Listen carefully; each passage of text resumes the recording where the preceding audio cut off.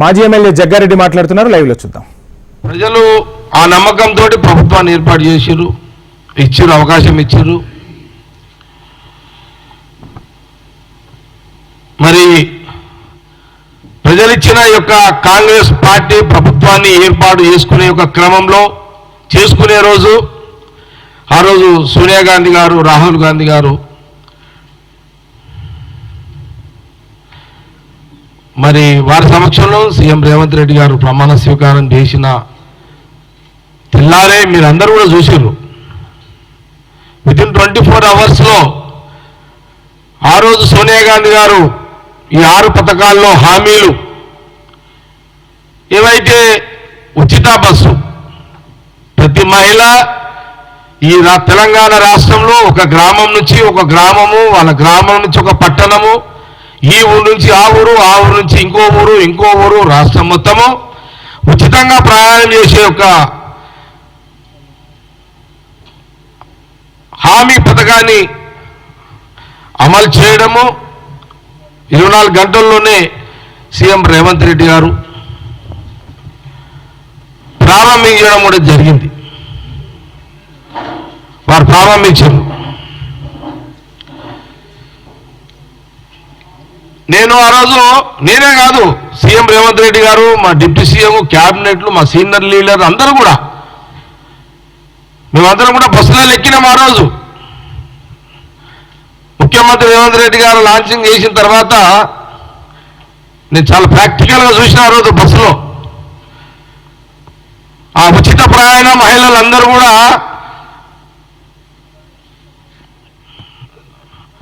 Bus ఎక్కడము, ఫ్రీగా వాళ్ళు ప్రయాణం చేయడము, ఒకరికి 20 రూపాయలు మిగిలొచ్చు, భారంగా అంటే వాళ్ళ మీద వడకపోదు, ఒకరు 100 రూపాయలు, ఒకరు 200. చాలా ఆనందాన్ని వ్యక్తం చేశారు మహిళా లోకం అంతా కూడా. తెలంగాణలో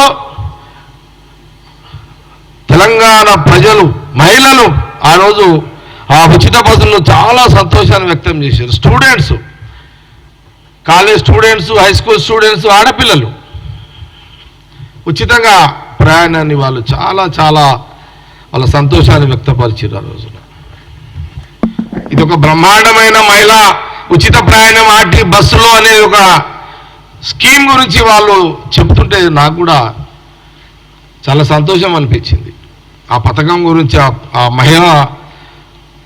మహిళలు చెప్తుంటే నేను ఆ రోజు బస్ కండక్టర్ని అడిగినా,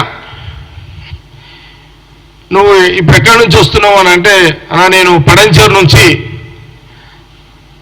నిజామాబాద్ ఆ జిల్లాకు నేను అక్కడికి వెళ్తున్నా, రోజుకి ఎన్ని ట్రిప్పులు కొడతామంటే 2 ట్రిప్పులు కొడతానన్నాడు తను. అప్ అండ్ డౌన్ అంటే 4 ట్రిప్పులు. ఈ 4 అంటే పోను రాను. ఎంత టికెట్ ఎంత ఉంటుందంటే 150 రూపాయలు ఉంటుందన్న టికెట్ అని అన్నాడు. రోజు ఎంతమంది మహిళలు ప్రయాణం చేస్తున్నారు నీ బస్సులో? 4 పోను రాను 4 ట్రిప్పులు అంటే దాదాపు మహిళలు రోజుకి నా బస్సులో అప్ అండ్ డౌన్ 4 ట్రిప్పులు తీసుకుంటే 400 మంది మహిళలు నా యొక్క బస్సులో ప్రయాణం చేస్తున్నారన్న చాలా సంతోషం అనిపిస్తుంది అని ఆ ఆర్టీసీ కండక్టరు చెప్పడం జరిగింది. ఇది ప్రాక్టికల్. ఇది కాకపోతే కేటీఆర్, హరీష్ రావు బస్ ఎక్కరు కాబట్టి వాళ్ళకి తెలియదు. వాళ్ళంతా బెంచ్ కార్లలో తిరుగుతారు, వాళ్ళకి తెలియదు ఇదంతా. వాళ్ళంతా మధ్యలో ఎందుకా మీరు? కాబట్టి వాళ్ళు బెంచ్ కార్లలో తిరుగుతారు. కేటీఆర్, హరీష్ రావు ఆ కుటుంబం మొత్తం బెంచులలోనే తిరుగుతారు. ఇంకా నాకు వేరే పేర్లు రావు, కార్లై. చిన్న నీకు ఏమైనా తెలిస్తే చెప్పు నాకు. ఆర్డీ, బీడీ, గీడీ అన్నీ ఇట్లా తిరుగుతారు వాళ్ళంతా. BMW. ఎందుకంటే నేను బ్రిజా కార్లో తిరుగుతాను, నాకు ఆ పేర్లు తెలివై. నా ప్రాబ్లం అది అన్నా కదా అన్న. నేను ఈ మధ్యలో అయితే టాక్సీ బండ్లో తిరుగుతున్నా, చిన్న బండ్లే. ఈ మధ్యలో అయితే ఆటోలలో కూడా తిరుగుతుంటాను నేను. కేటీఆర్ గారు, హరీష్ రావు గారు మీరు బాగా అసెంబ్లీలో రెచ్చిపోతున్నారు. అరే గవర్నమెంట్ వచ్చి ఎంత రోజులైందా? వచ్చిన 10 రోజులకే రేవంత్ రెడ్డి ముఖ్యమంత్రి అసెంబ్లీ పెట్టిండు. మీకేమైనా జ్ఞానం మీకేమైనా ఉందా? మీకేమన్నా 5 ఏళ్ళు నేను సరే బ్యాడ్ లక్, ఇక టైం బాగలేదు, గవర్నమెంట్ వచ్చేటానికి నేను బయట ఉన్నా, కానీ నేను లోపల ఉంటే ఆడుతుంటే ఆట వీళ్ళతోటి, నేను లోపల ఉంటే నేను టైం బాగుండి నేను ఎమ్మెల్యే ఉండుంటే కేటీఆర్ హరీష్ రావుతో ఆడుకుంటుంటే మంచిగా. అట్లేం లేదు, నాకు తెలుసు వాళ్ళతో ఎట్లా ఆడుకోవాలో. మీరు ఆ పనులలో తిరుగుతారు, ఆర్టీసీ యొక్క విలువ మీకు తెలియదు. సోనియా గాంధీ రాహుల్ గాంధీ గారికి తెలుసు ఆ విలువ. ఎందుకంటే వాళ్ళ ఆస్తులు వాళ్ళ చిరాస్తులు అన్నీ కూడా ఆనాడు మహాత్మా గాంధీ కాలం నుంచి తీసుకుంటే నెహ్రూ గారు, వాళ్ళ నాయన మోతీలాల్ నెహ్రూ గారు ఉన్న భూములు, ఆస్తులు, లక్షల కోట్ల ఆస్తులు ఇండిపెండెన్స్ కోసం ఇచ్చేసిన చరిత్ర వాళ్ళది. వాళ్ళకి తెలుసు ఆర్టీసీ బస్సు విలువ ఏందో వాళ్ళకి తెలుసు. సోనియా గాంధీ గారికి, రాహుల్ గాంధీ గారికి తెలుసు. కేసీఆర్ కుటుంబానికి తెలియకపోవచ్చు.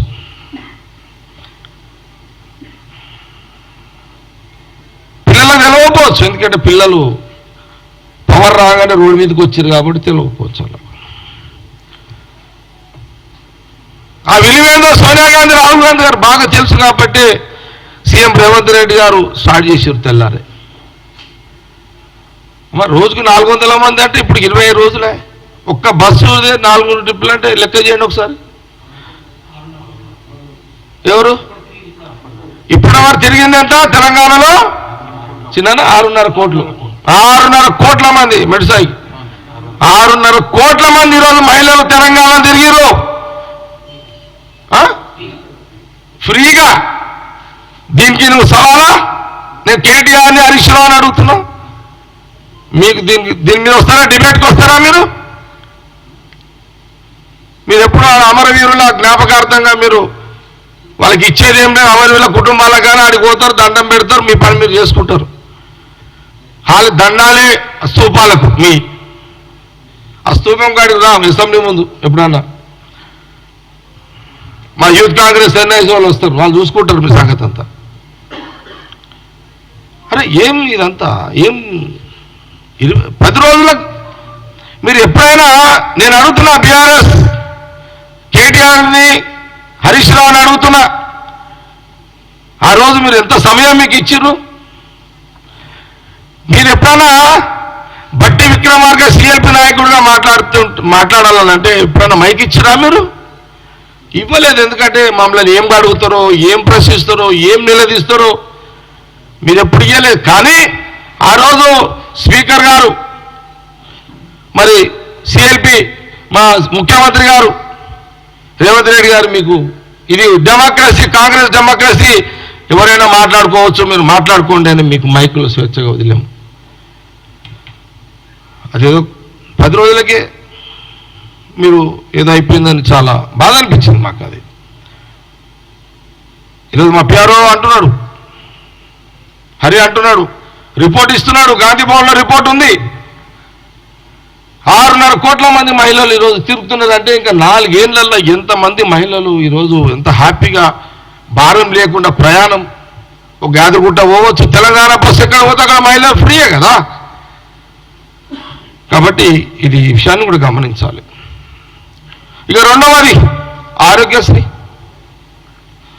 10 లక్షలు ఆ రోజు సోనియా గాంధీ, రాహుల్ గాంధీ చెప్పిండు, ప్రజలు నమ్మిరు, మాకు ఓటేసారు, సీఎం రేవంత్ రెడ్డి గారు అమలు చేసేసిండు. ఇప్పుడు అది కూడా 10 లక్షలు. ఇప్పుడు ఇల్లు అమ్మాల్సిన అవసరం లేదు. ఒక భార్య, ఒక భర్త, భార్య బాగాలేకపోతే భార్య, తమ్ముడు బాగాలేకపోతే అన్న, తల్లికి బాగాలేకపోతే కొడుకు, భర్తకు రాగలేకపోతే భార్య బంగారం అమ్మాల్సిన అమ్మ లేదు, భర్త ఇల్లు పెట్టాల్సిన అమ్మ అవసరం లేదు. ఆరోగ్యశ్రీ 10 లక్షల వరకు మీరు ఏ పెద్ద దవాఖానకు పోయినా మీకు ఫ్రీ ట్రీట్మెంట్.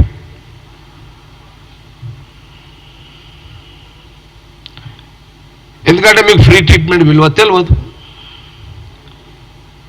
ఎందుకంటే మీరు ముఖ్యమంత్రి గారి కొడుకులు, బిడ్డలు, మీకు ఈ బాధలు తెలివయి. డబ్బు పెట్టుకున్నానికే తెలుస్తుంది కదా, పేదోనికే తెలుస్తుంది బాధ ఏందో, కష్టమేందో. కాబట్టి అది మంచి పద్ధతి కాదు. వచ్చిన ఇది ఎన్ని రోజులకు మనము ఈ ఆరోగ్యశ్రీ సెకండ్ 2 రోజులకే కదా అలా చిన్న 2 days 2 రోజులకే 48 hours ఆరోగ్యశ్రీ స్టార్ట్ అయింది. ఉచిత బస్సు ఆరోగ్యశ్రీ, ఆరోగ్యం ఇంపార్టెంట్ స్టార్ట్, ఉచితము స్టార్ట్, ఇంకా మిగతా 4 తయారవుతున్నాయి ఇందిరమ్మలు ధర.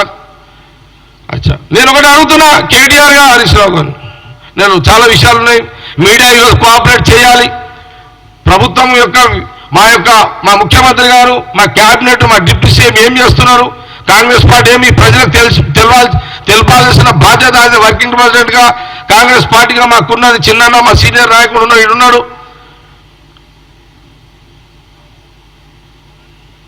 మా మీడియా నేను రిక్వెస్ట్ చేస్తున్నా, దయచేసి ఈరోజు మీరు ఆల్ ఛానల్స్ మాకు కోఆపరేట్ చేయండి, సహకరించండి. మా వాయిస్ని జనాలు వినేట్టుగా మీరు లైవ్లు ఇవ్వండి. ప్రజలకు కూడా తెలవాలి ఇవి చాలా విషయాలు.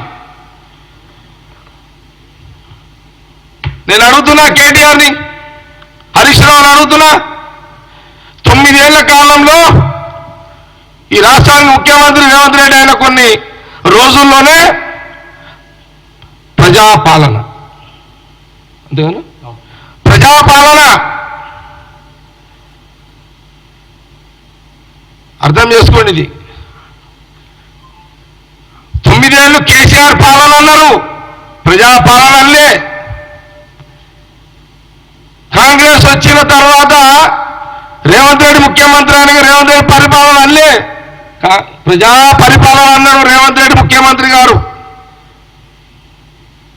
ప్రజలారా గమనించండి, మీకు కేసీఆర్ పరిపాలన అనలే. ఈ జ్ఞానం కూడా మీకు లేదు. ఈ జ్ఞానం కూడా మీ నాయనకు లేదు, నీ కొడుకుకు లేదు, నీ మేనన్నుకు లేదు, నీ బిడ్డకు లేదు, నీ ఖాందానికే లేదు ఈ జ్ఞానం. ప్రజలు ఇచ్చిన పరిపాలన ప్రజలంటావా, నీ కుటుంబం అంటావా? ఈరోజు ఇందిరమ్మ ఇల్లు దరఖాస్తు ఇస్తున్నారు ప్రజలు ఊర్లల్లో. 2500 కోసం దరఖాస్తు ఇస్తున్నారు అన్న, రేషన్ కార్డు కోసం ఇస్తున్నారు. ఇవన్నీ దరఖాస్తులు నడుస్తున్నాయి ఆల్రెడీ. రేపు 6th లాస్ట్, రేపు కాగానే మళ్ళీ ఎన్ని దరఖాస్తులు వచ్చినాయి, ఎట్లా చేయాలి, ఏందనేది అదంతా నడుస్తున్నది. ఆల్రెడీ సిస్టమ్ నడుస్తున్నది.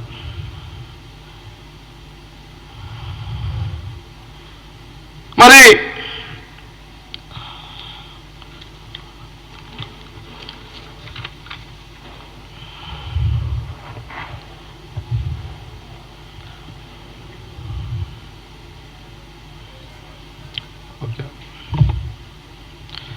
ఎవరి శాఖలలో వాళ్ళు చాలా బిజీగా ఉన్నారు.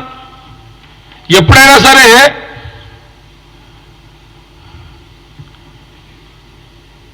ఇప్పుడు మా మంత్రులు, మా డిప్యూటీ సీఎం, మా మంత్రులు, సీఎం గారు ఎవరి శాఖలలో వాళ్ళు బిజీ ఉన్నారు. ఇప్పుడు స్వతంత్రంగా నేను మొన్న కూడా ఒకసారి చెప్పిన, మా మంత్రులకు ఇప్పుడు రాత్రిపూట ఇంటికి పోయే టైం కూడా లేదు. ఇప్పుడు ఇంటికి పోయే టైం లేదు. 9 ఏళ్ళ పరిపాలన వచ్చింది. కార్యకర్తల దగ్గర సంతోషం వ్యక్తపరచుకోవడానికి సంబరాలు చేసుకోలేకపోతున్నారు. ఊర్లకి ఇంకా అంటే 9 ఏళ్ల తర్వాత కాంగ్రెస్ పార్టీ సంబరాలు చేసుకుంటలేము మేము. ఈరోజు సెక్రటరియట్లో మా మంత్రులు, ఎంటైర్ మా క్యాబినెట్ అందరు సీనియర్లే, చాలామంది పెద్ద నాయకులు, వాళ్ళందరూ